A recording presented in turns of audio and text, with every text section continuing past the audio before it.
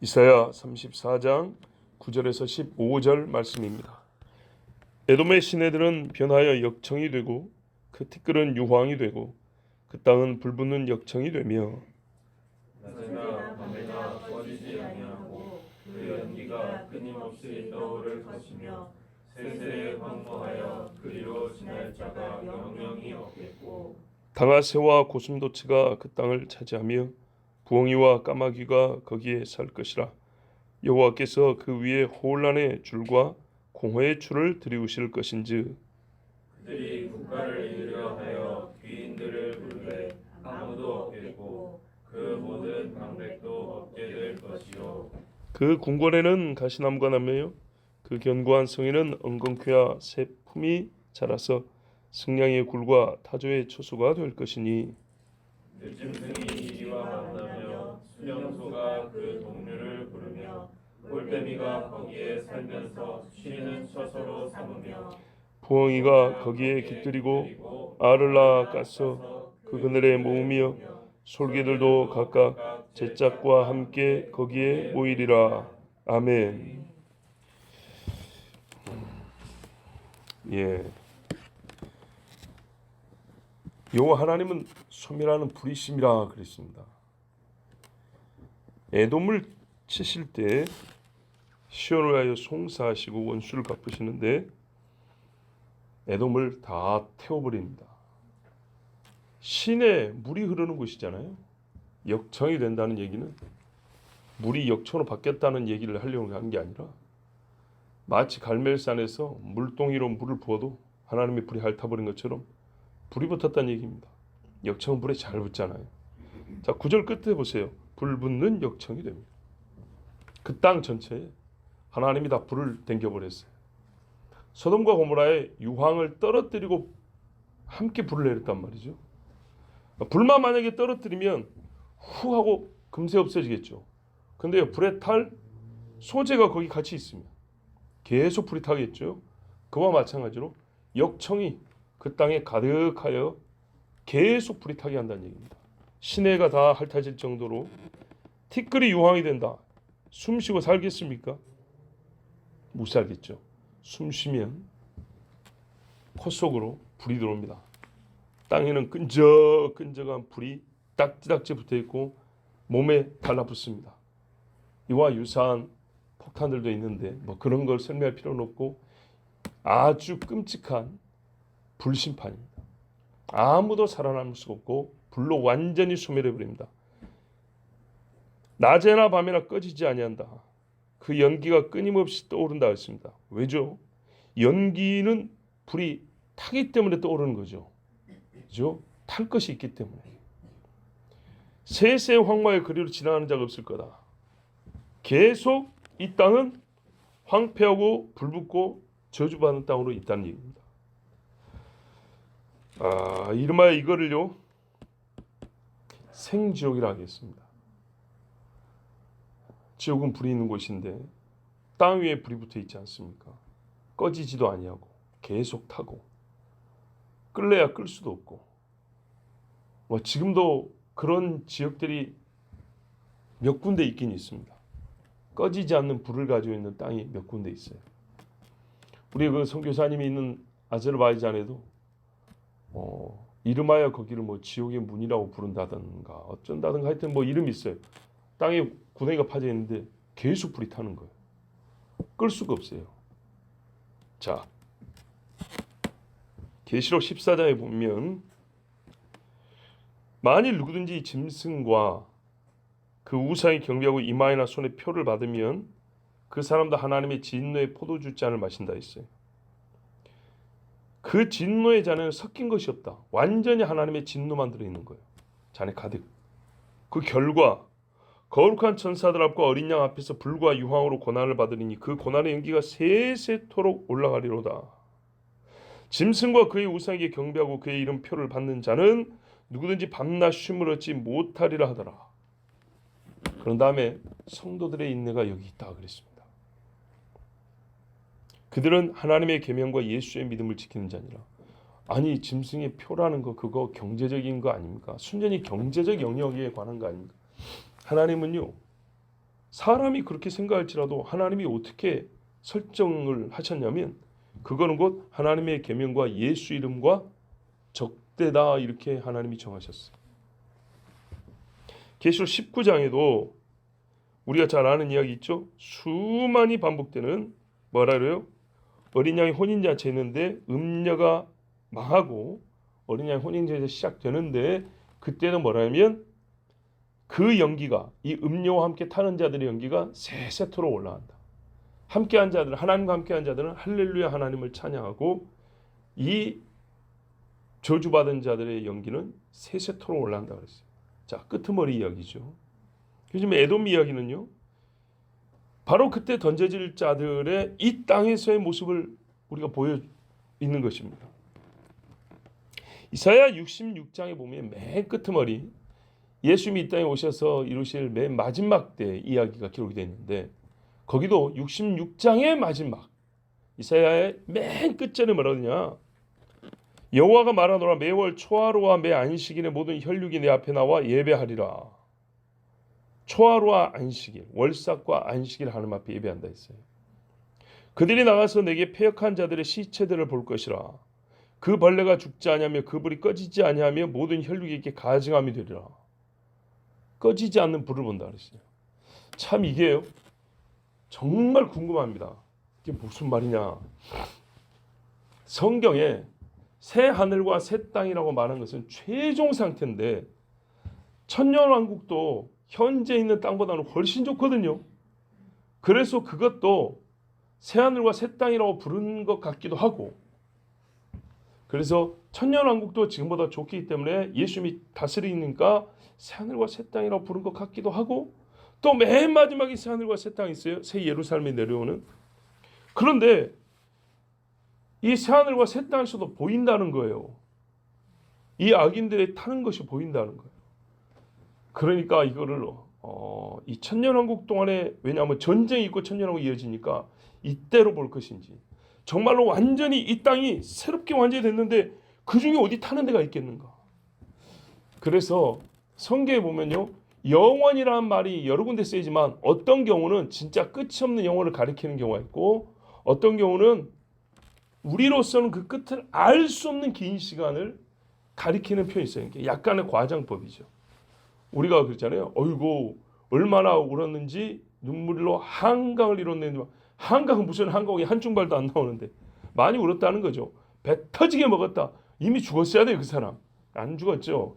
그런 식으로 어느 나라마다 과장법이 좀 있어요. 그렇다면 그래서 이때가 새하늘과 새 땅이지만은 천년왕국 때 이야기가 아닌가? 왜냐하면 혈육이라고 그랬거든요. 혈육.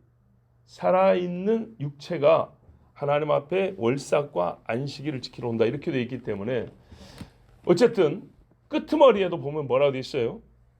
불이 꺼지지 아니하고 하나님 앞에 심판받은 자들이 있다. 그래서 성경에 지금 이야기가 여러 번 나옵니다. 그 중에 가장 대표적으로 그때 불탈 나라와 사람이 누구냐면 에돔과 함께하여 이스라엘을 치러 온 자들입니다. 자, 그러면 이제 사람들이 없어졌잖아요. 그런데 이제 이렇게 생각하죠. 아니 사람들이 없어지고 다 불이라면서 다 불이라 그랬죠. 근데 11절 이하에 나오는 짐승들은 어떻게 산대요? 이렇게 물어보시면은 그래서요. 다 불이라는 얘기가 한 평도 안 남겨놓고 불이냐? 그 말은 아니죠. 이렇게 불타가지고 기존에 있던 소위 사람이 세운 문명이라 하는 것들이 다 없어져 버립니다. 그러면 어떻게 되냐? 짐승들이 이제 주인이 돼서 삽니다. 첫 번째로 동물원도 아닌데 종류가 아주 다양하게 나오고 성경에서 잘 기록했습니다. 우리 번역에는 뭐라고 되어 있습니까? 당아새, 고슴도치. 이게 새 종류 같아요. 뭐 어떤 번역에는 어떻게 되냐면 가마우지, 해오라기 이렇게 되어 있어요. 그러니까 이 고슴도치가 새를 고슴도치로 잘못 번역한 거 아니고 왜냐하면 전부 다 새거든요. 11절은 부엉이 까마귀 있지 않습니까? 다 새 종류인데 그래서 옛날 번역에는 고슴도치 자리에 해오라기라고 해서 새가 기록이 되어 있어요. 고슴도치를 해오라고 부르지는 않죠. 자, 그러면 어떻게 됩니까? 날짐승이 먼저 찾아와 산다는 겁니다. 날짐승. 그렇죠. 날짐승은 땅이 그렇게 많이 필요하지 않아요. 먹을 것만 있으면 포인트로 이렇게 이제 톡톡 집어가지고 먹으면 되고 나무 위에 조금이라도 나무도 있으면 살면 되고. 자, 그런데요. 혼란의 줄과 공허의 추가 있을 거다 그랬어요. 하나님이 그렇게 하신다 했어요. 혼란의 줄. 서로 연결하고 묶고 하는데 질서가 없다는 얘기죠. 줄은 그런 데 쓰지 않습니까? 경계를 삼아야 되는데 이 경계를 제대로 삼도록 이쪽 저쪽 줄을 잡아야 되는데 안 되는 거죠. 무법한 상태가 되는 겁니다. 경계를 정하지 못해요. 묶어야 할 것, 풀어야 할 것 이거 제대로 할 수가 없어요. 자, 추는요. 뭐 합니까? 무게 달 때 쓰거나 아니면은 평형과 수직을 맞출 때 쓰죠. 역시 어떻게 해요? 선을 긋고 균형을 잡고 각도를 잴 때 쓰는 건데 그럴 일이 없어요. 추를 아무리 써보려고 해도 헛될 뿐이에요. 쓸 데가 없는 거예요. 쓸 데가. 줄이나 추나 쓸 일이 없는 땅이 되는 겁니다. 짐승들은요. 줄 없어도 잘 살아요. 추 없어도 집 잘 짓고 살아요. 사람이 살 때 이런 게 필요한 것이죠. 자, 그러니까는요. 사람이 없으니까 이런 도구들이 일이 없는 겁니다. 자, 12절에 누군가 국가를 이으려 한다 하려고 해도 안 되는 거죠. 인재가 없다는 겁니다. 그냥 사람들이 아니지 않습니까? 12절에 보면 귀인들, 방백들, 그죠? 여러분 거주할 사람도 없는데 사람의 힘으로 다시 국가를 세울 만한 인재, 질서를 세울 만한 인재가 어디 있겠어요? 인재라는 게 열에 하나, 백에 하나 나오는 건데. 자, 13절에 이 지경이 되니까 어떻게 하냐? 땅을 가꿀 사람이 없지 않습니까? 가시나무가 나는 거죠. 견고한 성이라면 바닥이 뭘로 돼 있었겠어요? 흙이 아니라 돌이나 돌 중에서 아주 고급진 돌이나 아니면은 공장에서 만든 어떤 합성 소재로 만든 뭔가 바닥재들을 썼겠죠. 그런데 그것 틈새로 뭐가 난다고요? 풀이 솟아나고 나무가 솟아난다는 얘기입니다. 근데 좋은 나무는 하나도 없네요. 척박한 땅에서 나는 그런 것들이 솟아나요. 자, 그러면 사람은 못 살아도 짐승은 살 수 있죠. 짐승도요. 맨 땅은 피곤해요. 풀이 있어야지. 그래서 그 풀을 쓸만한 짐승들, 승냥이니 타조니 얘들이 와가지고 잘 산답니다. 그리고 이런 말이 있어요. 우리 번역은 승냥이하고 타조라고 해가지고 우리가 동물에서 볼 만한 것들인데 옛날 성경에는 뭐라고 되냐면 용들의 처소가 되고 올빼미들을 위한 뜰이 된다 이렇게 있어요. 이 용이라 하니까 드래곤이거든요. 막 코에 연기 뿜고 댕기고 이런 애들만 생각하면 안 되고요. 옛날의 용은 현재 우리가 말하는 파충류가 거의 다 포함됩니다. 도마뱀, 악어 이런 것들 있죠. 이런 것들 옛날에 다 용이라 그랬어요. 그리고 이제 하늘 날아다니는 애들도 용이 들어가고. 자, 이런 것들 그렇죠. 도마뱀들 말이죠. 큰 것들, 악어 같은 것들, 막 이런 것들 막 돌아다니죠. 막 뱀도 막 기어다니고 그러겠죠. 올빼미, 그렇죠. 맹금류지 않습니까 이제. 자 보세요. 짐승들이 살면 짐승 잡아먹는 새들이 몰리겠죠. 자, 근데 14절에 재밌는 게 있어요. 들짐승이 이리와 만난다. 서로 잡아먹고 잡아먹히고 그런다는 얘기인지 참 헷갈립니다. 왜냐하면 옛날 번역에는 광야의 들짐승들이 섬의 짐승들과 만난다 이렇게 돼 있거든요. 이게 지형의 변화가 생긴 것인지 아니면 물속에 살던 것들이 견디지를 못해서 이렇게 옮겨온 것인지 하여튼 옛날 번역에 따르면 굉장히 혼란한 일인 거죠. 만약 우리 번역을 따른다면 이게 사막에 샘이 넘쳐 흐르고 독사굴에 손이 넣어도 물리지 않냐고 사자와 어린 양 함께 뛰어난다는 그런 얘기인가? 들짐승이 이리와 만나고. 자, 그렇게 썩 좋은 분위기는 아닌 것 같아요. 지금은 짐승들이 서로 사이좋게 산다는 얘기를 하려는 게 아니고 사람이 없는 세상에 짐승들이 주인 되어서 하는 얘기를 하고 있는 거니까요.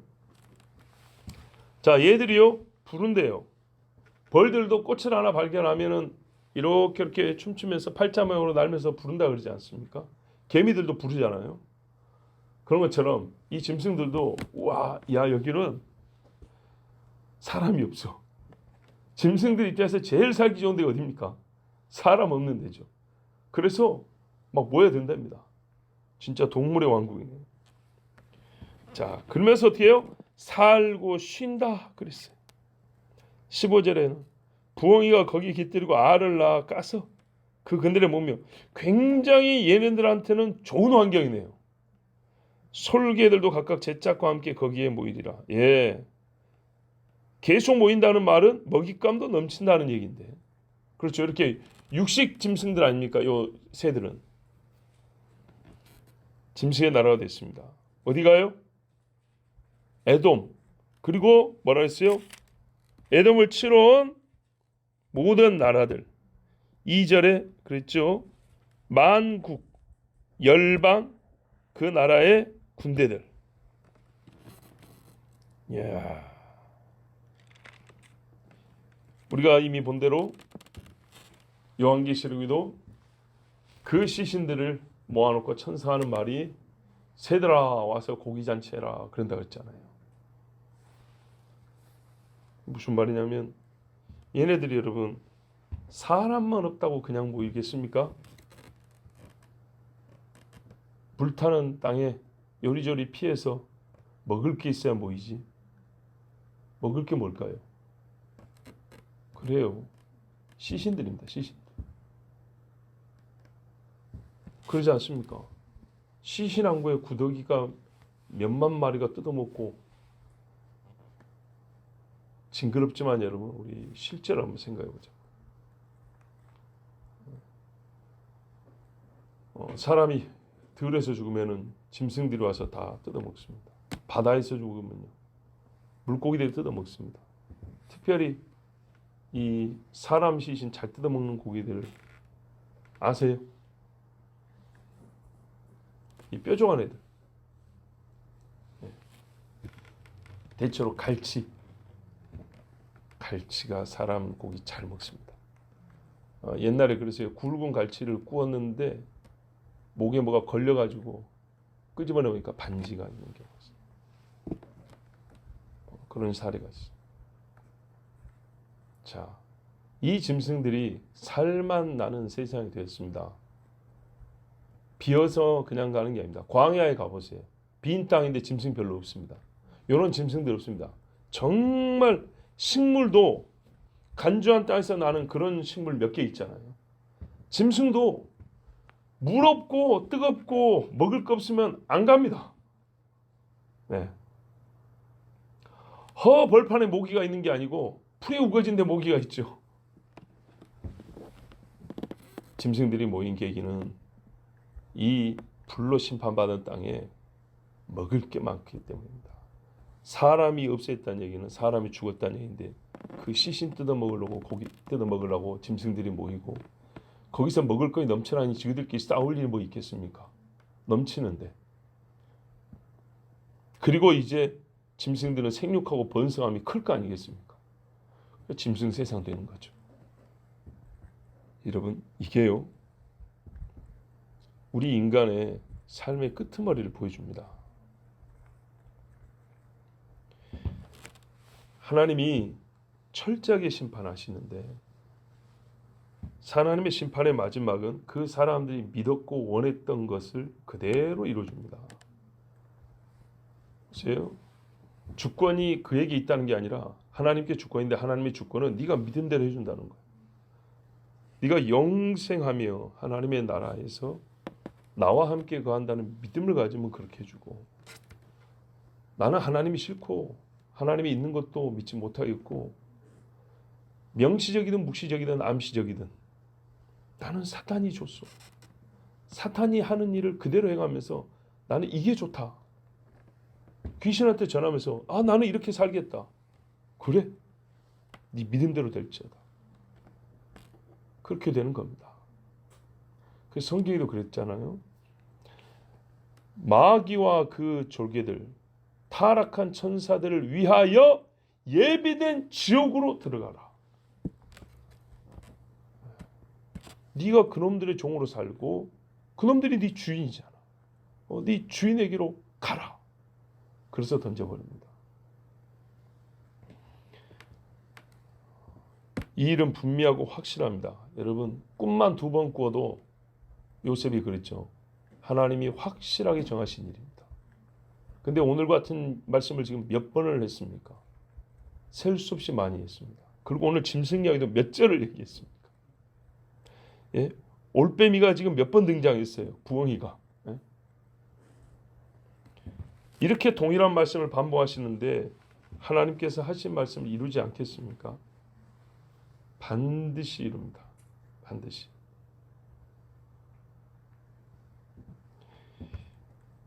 자, 그러므로 이 세상에 살면서 우리가 하나님의 심판을 멸시하고 가볍게 여기는 일이 없어야 되겠고요. 사람이 짐승의 밥이 될 것을 하나님께서 경고하셨는데도 불구하고 설마 나에게는 그런 일이 없겠지, 우리에게는 그런 일이 없겠지, 이렇게 생각하면 안 됩니다. 여러분, 어떤 목사님이 설교를 했는데 굉장히 유명한 분이에요. 뭐라고 설교했냐면 마태복음 20장에 보면 포도원 주인이 그 사람들을 불러다가 포도원에서 일을 시키고 한 데나리온씩 품삯 주는 이야기가 있잖아요. 그 설교를 하는데 뭐라면 이거는 천국 비유가 아니고 사람을 위하여 주신 말씀을 읽어야 된다, 이렇게 가르쳤어요. 무슨 말이냐? 참, 뭐 아주 새로운 것도 아니에요. 그렇게 읽는 사람들은 좀 오래됐어요. 그렇게 계속 읽어왔어요. 뭐라고 읽냐면, 자 보세요. 한 데나리온씩 다 받았다. 일 많이 한 사람도 적게 한 사람도. 우리는 일 많이 한 사람만 그 품삯을 제대로 주고 일 적게 한 사람은 적게 갖고 가라 하지만 그게 뭐 크게 잘못은 아니잖아요. 적게 했으니까. 그런데 그 한 데나리온이랑 똑같이 준 거는 그 사람 뒤에 있는 식구들을 생각한 거다. 한 데나리온 갖고 가야 밥이라도 해 먹고 그 식구들 다 살 건데 이 집은 뭐 입이 10개고 이 집은 뭐 입이 하나인가. 그래서 똑같이 그렇게 생각하면 이제 적용하기 쉽죠. 얼마나 가슴 따뜻합니까? 하나님은 우리들의 이 식구들을 다 생각하시고 이렇게 공급하시고 우리도 그런 마음으로 살아야 돼요. 얼마나 좋아요. 뜨뜻하죠.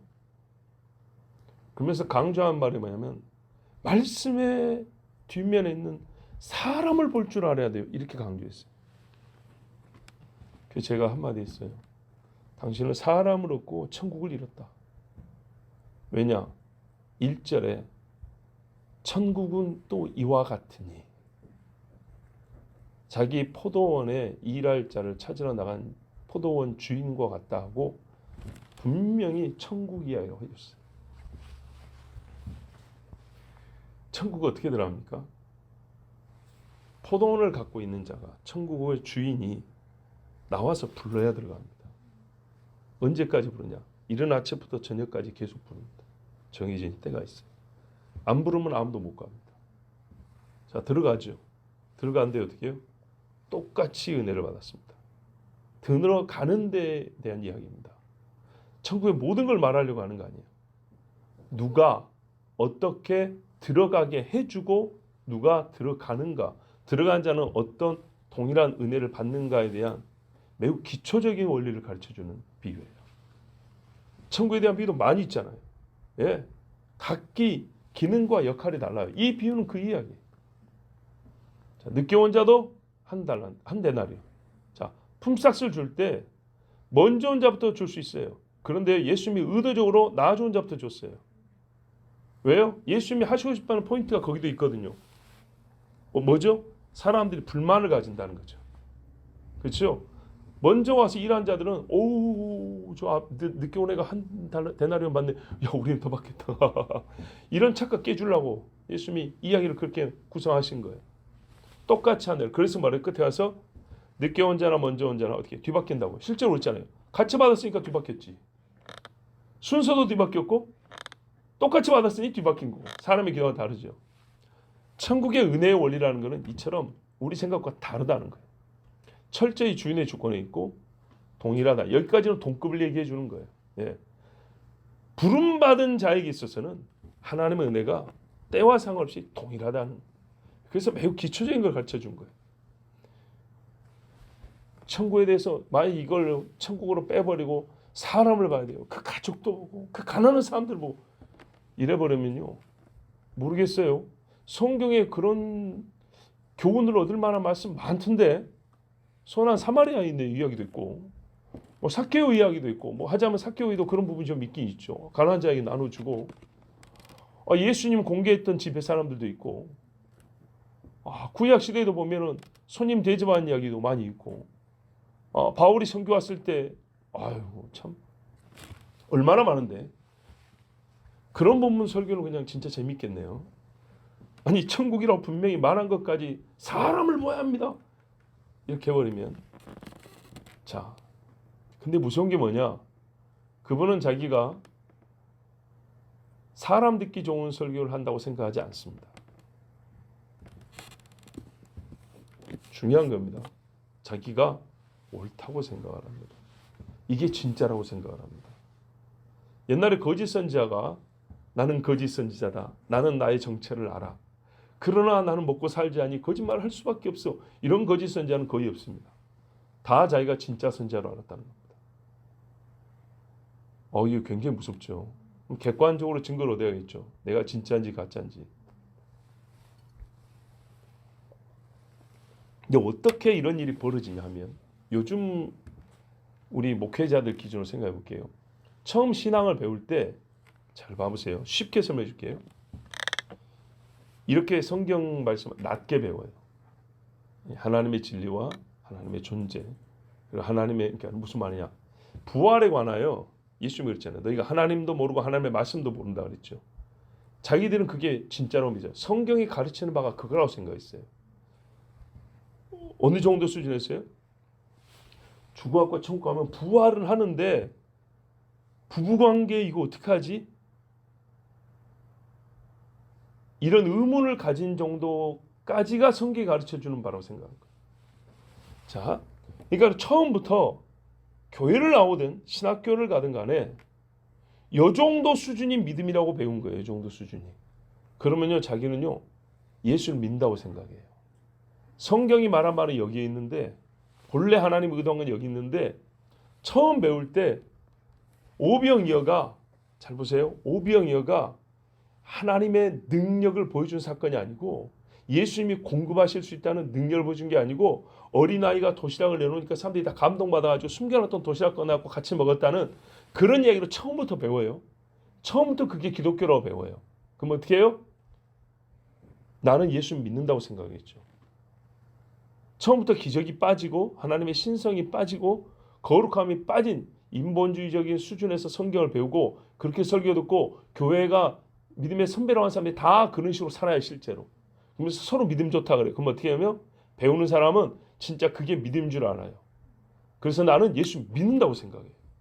안 믿는다고 생각해요. 믿는다고. 근데요 하나님도 모르고 하나님의 말씀도 모르는데 자기는 예수 믿는다고 생각해요.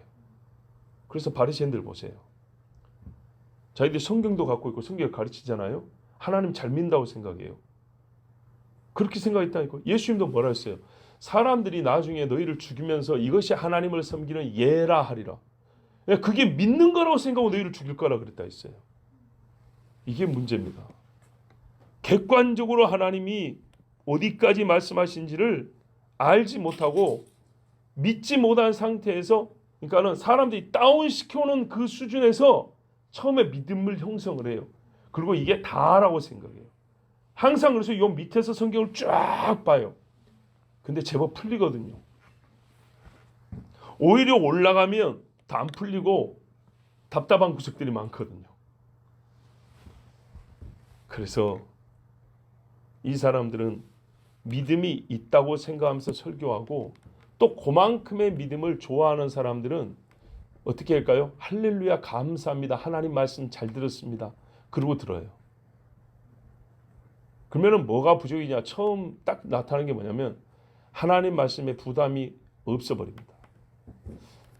여러분 좋은 약은요. 주사약도 보세요. 맹물이 들어갈 땐 별로 안 아픕니다. 이렇게 표현할까? 옅은 포도당이 들어갈 땐 별로 안 아픕니다. 근데 여러분 독한 약이 엉덩이에 들어가면 어떻게 해요? 약 들어갈 때부터 아프죠. 예. 하나님 말씀 하나도 부담이 안 됩니다. 예. 기독교적 공자왈 맹자왈 수준으로 들리기 때문에 하나도 안 부담스럽습니다. 안 어렵고 안 힘들어요. 그러니까 어떻게 해요? 좋은 말씀 잘 들었습니다. 정도로 끝나는 거예요. 좋은 말씀은요. 콧김이 실실 나오면서 한번 나가야 되는데 그럴 일 없어요. 아니면 눈물을 펑펑 흘려야 하는데 절대 그런 일 없어요. 진짜 교양 있게 이러고 마칠 수 있는 정도예요. 하나님의 말씀에 극단성이 없어져 버려요. 이게 무서운 겁니다. 왜 갑자기 남의 설교 비판하고 있냐? 하나님의 심판을 지금 얘기하는 겁니다. 에돔같이 이스라엘에 대한 생각, 하나님의 말씀의 그 최종, 그러니까는 이 세상의 마지막에 대한 하나님의 말씀들이 우리에게 이렇게 첨예하게 뾰족하게 주어진다고요. 수없이 반복되어 있고 어느 한 날을 가리켜서 모를 수 없을 정도로 그렇게 가르쳐 준 대로 뭐라고 읽는 족족 이 수십 장 성경처럼 수백 장의 성경을 전부 다 어떻게 해요? 따뜻하게 한겨울에 뜨뜻한 오뎅국물 마시듯이 그렇게 먹을 수 있도록 풀어낸다고요.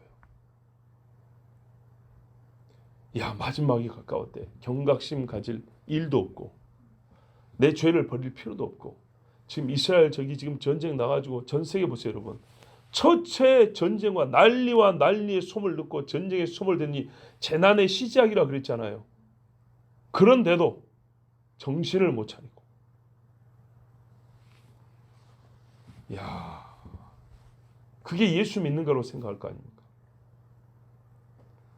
그저께 밤에 제가 우리 아이들에게 오늘 지금 말씀드린 이 잘못된 설교에 대해서 조금 더 여러분보다 짙고 많이 가르쳐줬어요. 이게 얼마나 잘못된 건지. 근데 아이들은 벌써 다 알아먹고 아이들이 개탄을 하더라고요. 와, 그러면 되냐? 막 그러더라고요. 그런데 여러분, 우리 수준이 어느 정도냐? 어젯밤에 강철 부대 본다고. 강철 부대 아세요? 연애 프로그램 있죠? 군인 특수부대 제대한 사람들이 나왔고 막 경제하는 거. 그거 본다고 제가 밖에 운동 좀 하고 오니까 뭐라는지 아세요? 아빠 우리 예배 다 드렸어요. 가정 예배 드려야 되는데 저 올 때까지 안 기다리고 지들끼리 예배 드렸다는 거예요. 그 TV 좀 몇 분 더 보려고 아빠가 오고 있는데 이 시간을 기다리지 못하고 너희끼리 예배를 드렸다. 제가 무지무지하게 화를 냈어요. 열방이고 성교고 이딴 소리 하지 말라는 거예요.